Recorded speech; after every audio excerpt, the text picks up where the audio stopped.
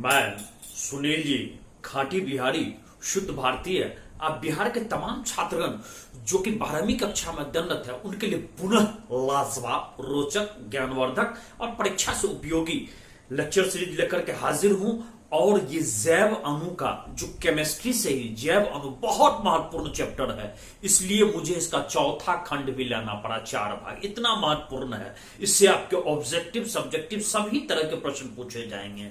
और इससे पहले मैं आपको ये बता देता हूं कि यदि आप सुनील सी खाटी बिहारी यूट्यूब चैनल पर नए हैं तो भैया इसको सब्सक्राइब कर लो, लाइक करो, मित्रों में शेयर करो। अरे बिहार में का बा तो जान लो, बिहार में सुनील जी बा। बिहार में सुनील जी बा। जब तक सुनील जी है भला चंगा, बिहार का लड़का पूरे भारत में गाड़ता रहेगा झंडा। तो चलो भैया, इससे हम आगे बढ़ते हैं। शुरुआत करते हैं इस बार की प्रमुख विटामिन और उसके स्रोत और उसके कमी से होने वाले रोग। इसके पहले मैंने आपको विटामिन के बारे में बतलाया था। तो विटामिन ए से हम आरंभ करते हैं। विटामिन ए का सबसे अच्छा स्रोत यदि है तो उसको गाजर हम कहेंगे। विटामिन ए का सबसे अच्छा स्रोत, गणेशवा तू बोल, गाजर गाजर गाजर। इसलिए प्रत्येक सीजन में आपको गाजर खाना ही चाहिए। विटामिन ए आंख के लिए अत्यंत फायदेमंद है। आंख इससे आपका इसमें तेज रहेगा, रोशनी रहेगी और आपका आंख लंबे समय तक आपको डॉक्टर के पास जाना नहीं पड़ेगा। इसीलिए इसको रेटिनॉल भी रासायनिक भाषा आप कहते हैं। क्या कहते हैं दिनेश, जल्दी बोल रहे? रेटिनॉल, बिल्कुल ठीक, 80% नंबर आएगा, बिल्कुल सही। तो ये, और इसके कमी से क्या रोग हो जाती है? तो इसके कमी से रतौंधी हो जाती है। रतौंधी कहते हैं जब दिन में सूझेगा और रात में सूझबे नहीं करेगा। एक फिल्म देखे थे, बोल राधा बोल, ओई में कादर खान के जो है रतौंधी हो जाता था, रात में उसको सूझबे नहीं करता था। इसीलिए वो शाम में ही चाहता था अपने घर तक पहुंचने के लिए। बड़ा हंसाया भी था कादर खान, रतौंधी। लेकिन विटामिन ए के गोली लेने के बाद वो दूर हो जाएगा। तो रतौंधी बीमारी होती है। एक और बीमारी है जिसको कहते हैं जीरोप्थेल्मिया। ये जीरोप्थेल्मिया क्या होता है? आंख का कॉर्निया होता है, जब आप नजदीक या दूर देख रहे हैं तो वो उसको बैलेंस करता है, उसमें छोटा बड़ा होते रहता है। तो वो उसमें कठोर हो जाता है, स्थिर हो जाता है, इसलिए वो छोटा बड़ा नहीं, तो देखने में दृष्टि वो स्पष्ट नहीं दिखाई पड़ता है और दूर और नजदीक का देखने में थोड़ा दिक्कत होता है। इसलिए विटामिन ए का सेवन करना चाहिए। विटामिन ए का स्रोत आपको पहले बतलाया, गाजर सबसे अच्छा, मक्खन, दूध, मछली के यकृत में जो तेल मिलेगा या मछली का तेल भी कर सकते, ये आपका अच्छा स्रोत। अब विटामिन सी के बारे में हम लोग जानते हैं। विटामिन बी के बारे में हम बाद में जानना चाहेंगे। विटामिन सी, इसको हम लोग एस्कॉर्बिक एसिड भी कहते हैं। एक सामान्य सा चीज जान लीजिए कि विटामिन ए का सबसे अच्छा स्रोत गाजर था, तो विटामिन सी का सबसे अच्छा स्रोत आंवला है। आंवला को अमृत फल भी कहते हैं। इसलिए साल में आप आंवला का चाहे मुरब्बा के रूप में हो, चाहे आप अचार के रूप में हो, चाहे चटनी के रूप में हो, आप इसका सेवन निश्चित करें। आंवला, और अगल बगल हो तो आंवला का पेड़ भी लगावे। आंवला के बाद जितना भी खट्टा रसीला फल है उन सब में विटामिन सी मिलेगा। चाहे संतरा हो, चाहे नींबू हो, चाहे आप हर तरह का जितना भी आपका खट्टा रसीला फल है उसमें मिलेगा। तो साइट्रस फल भी कहते हैं, जिसको नींबू प्रजाति का फल भी कहते हैं, उसमें विटामिन सी पर्याप्त मिलेगा। तो विटामिन सी हम लोग देख लिए। लेकिन इसके कमी से जो रोग हो जाती है, एक रोग का नाम याद रखिएगा, स्कर्वी रोग। स्कर्वी रोग इसके कमी से, स्कर्वी रोग किसके कमी से होता है?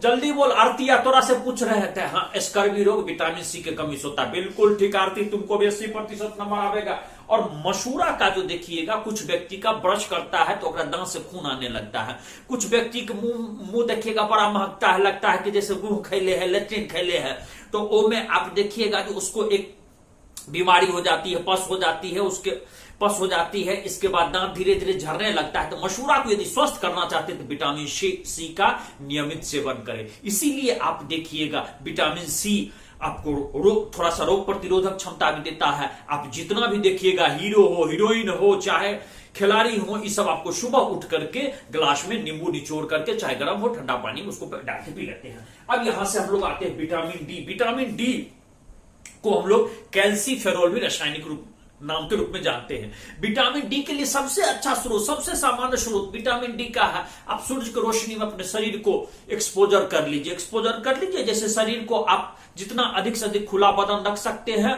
और यदि मान लीजिए आप लड़का है तो बस सिर्फ थोड़ा सा आप एक गमछा बांध लीजिए, वो भी नहीं तो आप हाफ पैंट पहन लीजिए, वो भी नहीं तो अंडरवियर पहन लीजिए और बस लेट जाइए। सुबह में आधा घंटा अंडरवियर खोल लेना, आप शरीर करने दें, जैसा कोई बच्चा चलावेगा तो कहेगा भैया पगला गया है। इसलिए ध्यान रखना। तो उस स्थिति में आप धूप में लेट जाओ, आपको बहुत अच्छा विटामिन डी की प्राप्त। आप देखिएगा विदेश में या बड़े बड़े लोग होते हैं जिनको धूप की कमी होती है, वो समुद्र में आपको कम से कम वस्त्र पहन करके, सिर्फ अंत वस्त्र पहन करके लेट जाते हैं और धूप मिलता है, उनको विटामिन डी का सप्लाई होता है। तो विटामिन डी सूरज के प्रकाश में एक्सपोजर होना चाहिए। इसके लिए मछली और अंडा का जो पीला भाग होता है वो भी विटामिन डी आपको देता है। विटामिन डी हड्डी के लिए बहुत जरूरी है, दांत के लिए बहुत जरूरी है। तो हड्डी के लिए विटामिन डी के कमी से बच्चे में रिकेट्स रोग हो जाते हैं। रिकेट्स कैसा? तो हड्डी टेढ़ा हो जाएगा, उसका पैर देखिएगा टेढ़ा हो जाएगा, जो रिकेट्स रोग बच्चे में। अब बड़ा में हो जाता है ऑस्ट्रोमलेशिया रोग, बड़ा में कि उसका हड्डी कमजोर हो जाता है, जोड़ा में दर्द करता है। कभी ये छोटा सा भी यदि धक्का लग गया, गिर जाएगा, सीढ़ी पर से थोड़ा सा हो गया तो उसमें पैरे टूट जाता है, हाथे टूट जाता है। तो इस तरह से आपको ये ऑस्ट्रोमलेशिया रोग, ये बेस्क में होती है। तो ऑस्ट्रोमलेशिया रोग किसमें होती है? बेस्क में। रिकेट्स किसमें होती है? तो ये बच्चों में। क्यों होती है? तो विटामिन डी के कमी के कारण। बिल्कुल सही। चलो भैया, अब विटामिन ई इसको हम लोग टेकोफेरॉल भी कहते हैं रासायनिक रूप से। लेकिन चलिए रासायनिक नाम यदि अब वो आपको प्रतियोगी परीक्षा में पूछा जाता है। विटामिन ई के कमी से बांझपन का रोग हो जाता है। बांझपन किसको कहते हैं? तो संतान नहीं होना। तो विटामिन ई के कमी के कारण, लेकिन भगवान की कृपा से बिहार में इसकी कमी नहीं है। बिहार का बहुत ही उर्वरा जनसंख्या बढ़ाने में बिहार बहुत आगे है। और हम तो कहते हैं कि जो बहुत यूरोपियन देश जहां पर जनसंख्या कम हो रहा है वहां पर बिहार के कुछ आदमी को लेते जाइए, देखिए जनसंख्या तुरंत बैलेंस कर देगा, क्योंकि विटामिन ई भगवान यहां प्रचुर मात्रा में दिए हुए हैं। तो विटामिन ई प्रचुर मात्रा में दिए हुए, तो विटामिन ई के कमी से बांधता रोग बांझपन की रोग होती है। और विटामिन ई में अंकुरित अनाज अथवा इसमें अंकुरित चना हुआ, अंकुरित मूंग हुआ, इन सब से इसमें प्राप्त होता है विटामिन ई का अच्छा स्रोत। ये सबसे अच्छा स्रोत है। अब हम लोग चलते हैं विटामिन के ये विटामिन के की कमी से रक्त नहीं जमता है, रक्त का थक्का नहीं बनता है। रक्त का थक्का बनना जरूरी है, इसलिए कब? जबकि मान लीजिए कट फट जाए तो उसमें रक्त का जमना जरूरी होता है। तो इसलिए इसमें रक्त का थक्का जमने में ज्यादा देर लगता है, उसको ऑपरेशन में दिक्कत होता है। तो विटामिन के का अच्छा स्रोत है हरे पत्ते वाली सब्जियां। वैसे आप ध्यान रखिए, हरा पत्ता वाला सब्जी आप खाते हैं, जिस सब्जी को आप भुजिया ना बनावे, बल्कि उसको यदि आप उससे कुछ यदि कह सकते जलीय अंश निकले, जैसे पालक हुआ, जैसे आपका कद्दू हुआ, जैसे जिसको घिउरा कहते हैं, ये सब सब्जी हुआ, झिंगुली हुआ, उन सबको आप खाइएगा, बहुत फायदा होगा। तो ये हम देखें हरे पत्ते वाली सब्जियां। अब आइए विटामिन बी के बारे में जाने। विटामिन बी के कई उपवर्ग है। Vitamin B1, vitamin बी2, vitamin B3, B5, बी7, B6, B12, इस तरह के। तो विटामिन बी1 इसको थायमिन रासायनिक नाम से जानते हैं।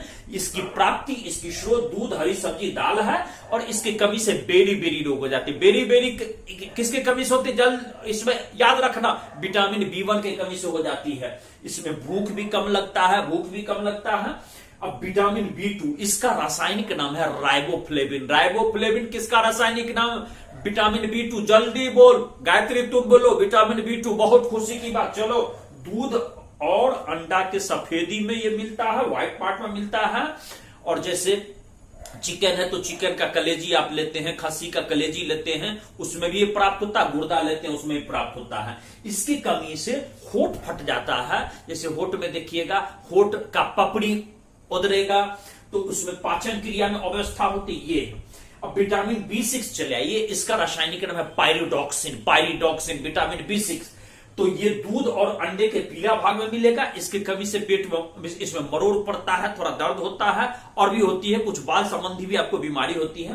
तो ये, और विटामिन बी12 ये इसके कमी से क्या होती है कि इसके कमी से रक्त की कमी हो जाती है, एनीमिया हो जाती है, और फिर आरबीसी की कमी हो जाती है। रक्त की कमी का पता हम लोग कैसे लगाते हैं? तो आरबीसी यदि आप उसको मेजर कराइएगा तो उसका आरबीसी का रीडिंग कम देगा। तो इस स्थिति में हमने देखा विटामिन B12 इसका स्रोत है मांस, मछली का अंडा, दही। अब ध्यान रखिए कि यदि आप इस तरह का भोजन करते हैं तो बड़ा संतुलित होगा। हरा सब्जी, इसके बाद दूध, और यदि आप मांसाहारी हैं तो अंडा, चिकन, और जिसको कह सकते हैं खस्सी भी, इस तरह का आप ले सकते हैं। और यदि मांसाहारी ना है तो उस स्थान पर आप दूध, दही, छेना, मक्खन और हरी सब्जी इसका इस्तेमाल करें आपके लिए। और सूरज की रोशनी में आधा घंटा प्रत्येक दिन रहने की कोशिश करें। आपके लिए शरीर का बैलेंस्ड अवयव, हर तरह का विटामिन आपको मिलता रहेगा।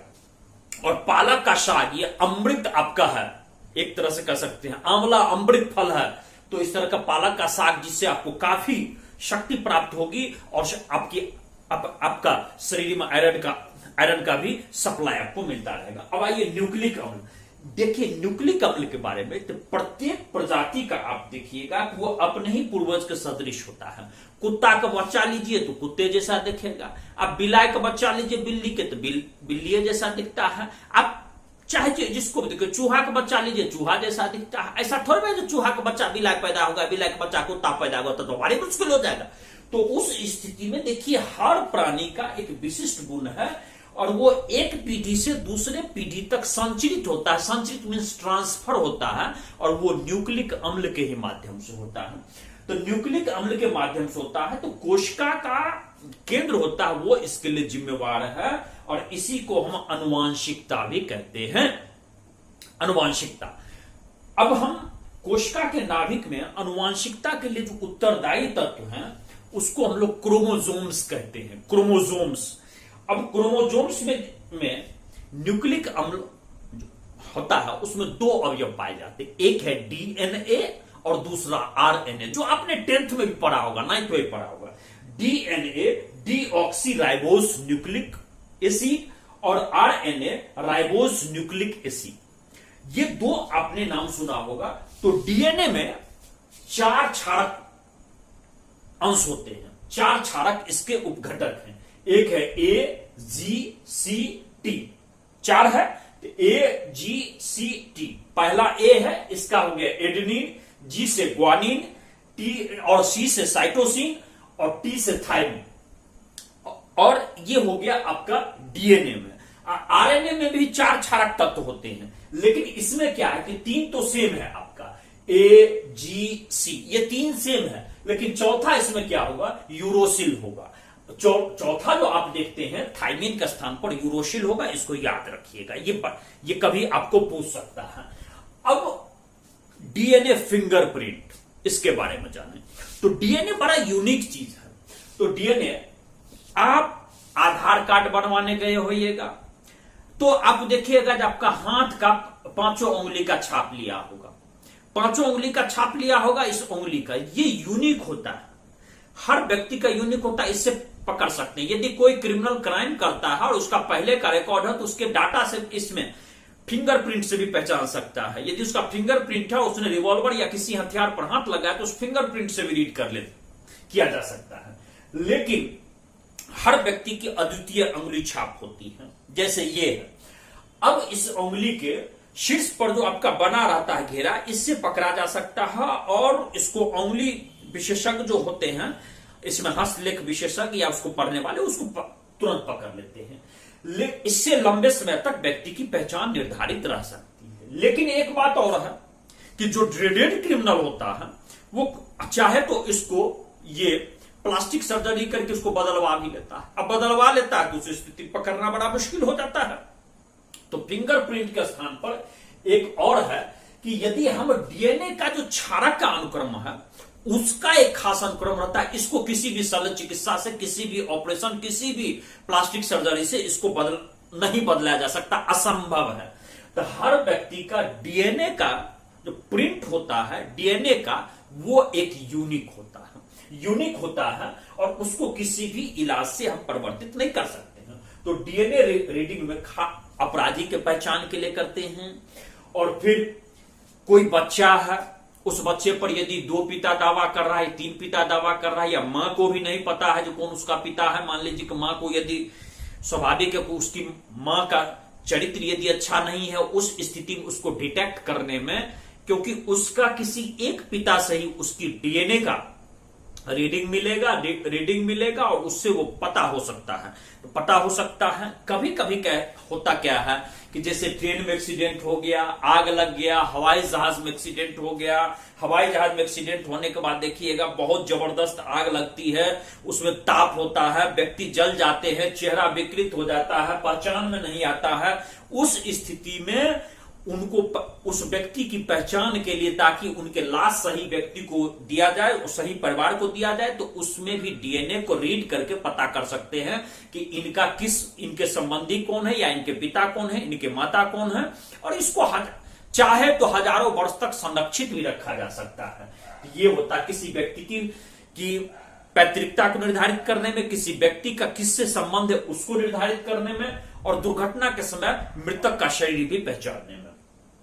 इसमें एक आपको उदाहरण देता हूं। एक कांग्रेस के नेता हुआ करते थे दिल्ली में, उन्होंने क्या किया कि अपने पत्नी पर गुस्सा होकर के, उनके पत्नी के चरित्र पर शक था, उन्होंने पत्नी को काट करके और पीस काट करके और तंदूर में था उसमें उन्होंने डालना शुरू कर दिया। और वो जो आग निकला उससे बाहर के लोग देखे, जब बाहर के लोग देखे तो कुछ ही अंश बचा हुआ था। और जब उस कांग्रेस के नेता को पकड़ा गया था, पूर्व के नेता, बाद में तो कांग्रेस निकाल ली, तो उसने कहा ये मान लीजिए हमारी पत्नी नहीं है। तो उसमें टेस्ट किया गया तो उसका पत्नी का ही डीएनए से पकड़ लिया गया, जिसकी पत्नी का, इसने पत्नी को मारा है और काट करके इसको समाप्त किया, तो उसको आजीवन कारावास की सजा मिली।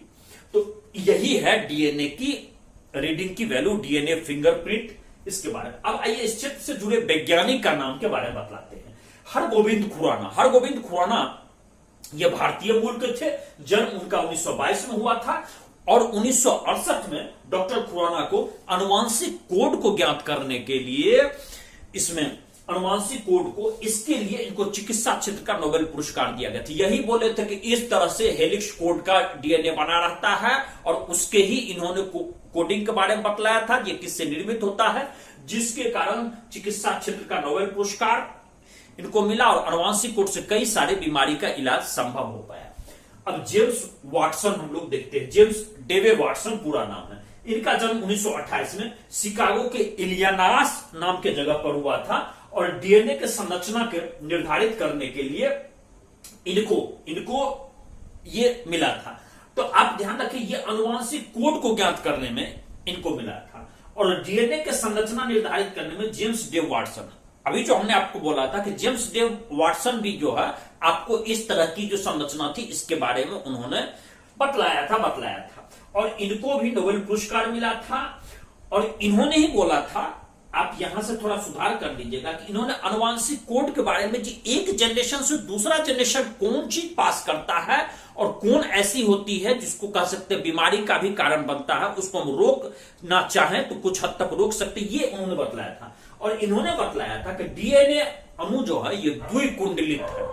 तो द्विकुंडलित है, जिसको हम कह सकते हैं कि मरोड़ी गई सीढ़ी के अनुसार, इस तरह का, जैसे लगेगा कि आपको इसमें फंसा हुआ है, नाग में नाग, देखिएगा नाग नागिन उलझा होगा, इस तरह का आपको, या रस्सी मेर करके बनाया गया इस तरह का, तो इन्होंने ही बतलाया गया था, मरोड़ी गई सीढ़ी। और अणुजैविकी के विकास का नींव इन्होंने डाला था, इसी के लिए इनको भी नोबेल पुरस्कार दिया गया था। इस तरह से आपका जैव अणु एक अत्यंत महत्वपूर्ण चैप्टर समाप्त हुआ, और मैं सुनील जी खाटी बिहारी आपसे विदा ले रहा हूं, और पुनः मैं आपको बहुत जल्दी आपको अगले लेक्चर सीरीज में मिल रहा हूं, और आपसे जय बिहार जय भारत का करके विदा ले रहा हूं।